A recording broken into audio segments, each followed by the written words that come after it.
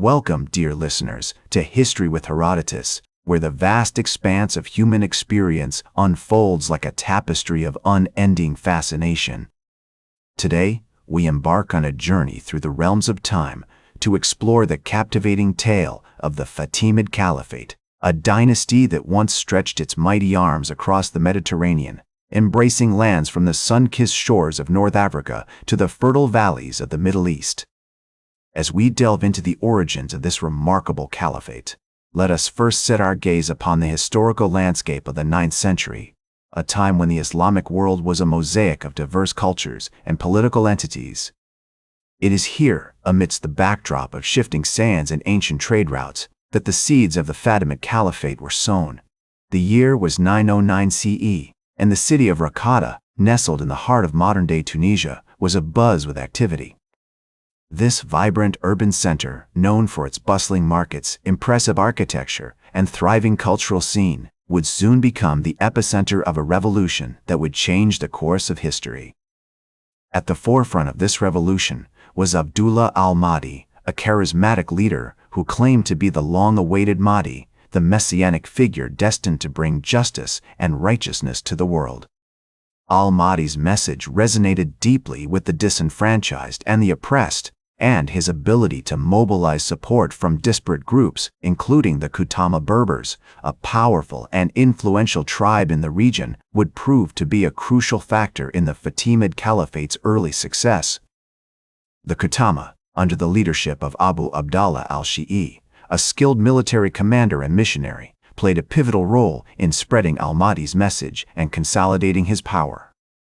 Together, they conquered key cities and territories, including Kairouan, the capital of the Aghlabid dynasty, which had ruled much of North Africa for over a century.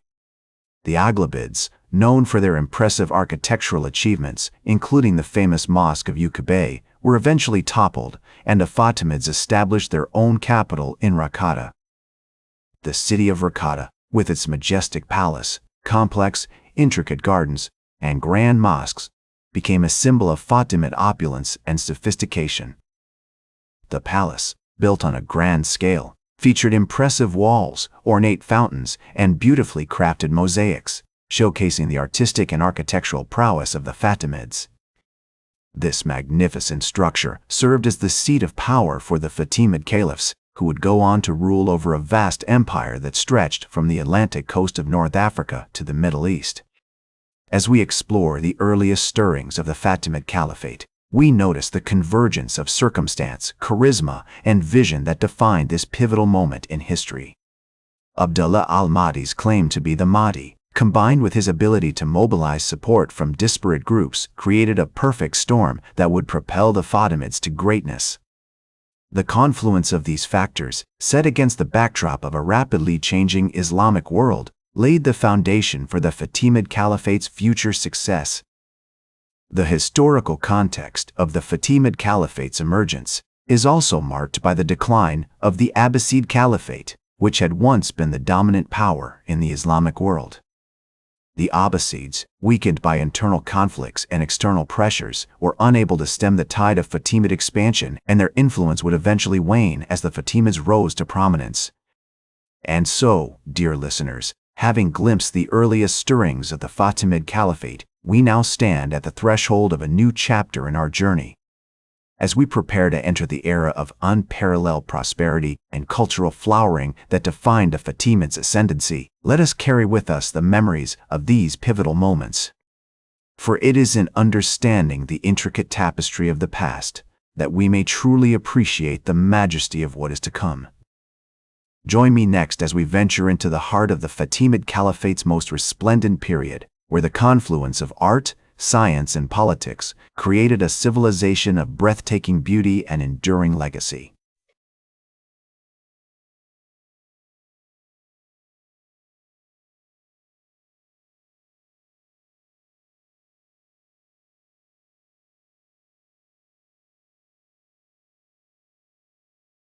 Welcome back to History with Herodotus, dear listeners, as we continue our journey through the captivating tale of the Fatimid Caliphate. As we enter the 10th century, the Fatimid Caliphate is expanding its territories, and its capital, al-Mahdiya, founded by Abdullah al-Mahdi himself, has become a beacon of learning, art, and architecture. The city's strategic location on the Mediterranean coast of North Africa facilitates trade with Europe, Asia, and other parts of Africa, making it a hub of commercial activity. Merchants from all over the known world flock to al-Mahdiya, bringing with them exotic goods such as spices, textiles, and precious metals. Under the rule of Caliph al-Mu'izz-Din Allah, who ascended to power in 953 CE, the Fatimid Caliphate reaches new heights of splendor. Al-Mu'izz is a just and wise ruler, known for his tolerance and patronage of the arts. He encourages scholars, poets, and architects from all over the Islamic world to come to his court, fostering an environment of intellectual and cultural ferment. The Caliph's love for knowledge and learning leads to the establishment of the famous House of Wisdom in Al-Mahdiya, a renowned center of scholarship where translators, scientists, and philosophers work together to translate classical Greek texts into Arabic. One of the most remarkable achievements of the Fatimid Caliphate during this period is its architectural legacy. The caliphs commissioned grand buildings that showcase their wealth and power, such as the Al-Azhar Mosque in Cairo, which becomes a center of Islamic learning and culture. The mosque's intricate stone carvings, ornate mihrabs, and majestic minarets are testaments to the Fatimids' mastery of architectural design. The Fatimid Caliphate is also a hub of scientific inquiry and discovery. Scholars such as Ibn Yunus and Ibn al-Haytham make groundbreaking contributions to the fields of mathematics, astronomy, and medicine. The caliphs encourage innovation and experimentation, leading to significant advances in fields like navigation, cartography, and engineering. As we explore this resplendent period in Fatimid history, we notice the caliphate's complex relationships with other powers in the region. The Fatimids engage in a delicate dance of diplomacy and warfare with the Byzantine Empire, the Abbasid Caliphate, and other neighboring states. They forge strategic alliances, negotiate trade agreements, and occasionally clash with their rivals on the battlefield. The cultural achievements of the Fatimid Caliphate during this period are truly breathtaking. The caliphs patronize poets, musicians, and artists, who create works of stunning beauty that reflect the dynasty's cosmopolitan and eclectic tastes. The famous poet Ibn Hanis al-Andalusi, for example, composes verses that celebrate the beauty of nature, the joys of love, and the glory of the Fatimid caliphs. As we conclude our exploration of this remarkable period in Fatimid history, dear listeners, let us remember the confluence of art, science, and politics that created a civilization of enduring legacy. The Fatimid Caliphate's cultural flowering, its scientific achievements, and its architectural wonders continue to inspire awe and admiration today. Welcome back to History with Herodotus, dear listeners, as we conclude our journey through the captivating tale of the Fatimid Caliphate. As we enter the 12th century, the Fatimid Caliphate is facing numerous challenges that threaten its very existence. The caliphs are embroiled in a series of costly wars with the Crusader states, the Seljuk Turks, and other neighboring powers, which drain the empire's resources and weaken its military. The once mighty Fatimid army, which had conquered vast territories and spread Shia Islam throughout the region, is now struggling to defend the caliphate's borders. One of the most significant factors contributing to the decline of the Fatimid Caliphate is the rise of the Ayyubid dynasty in Egypt. Founded by Saladin, a former Fatimid general, the Ayyubids gradually erode Fatimid power and eventually overthrow the last Fatimid caliph, Al-Adid, in 1171 CE.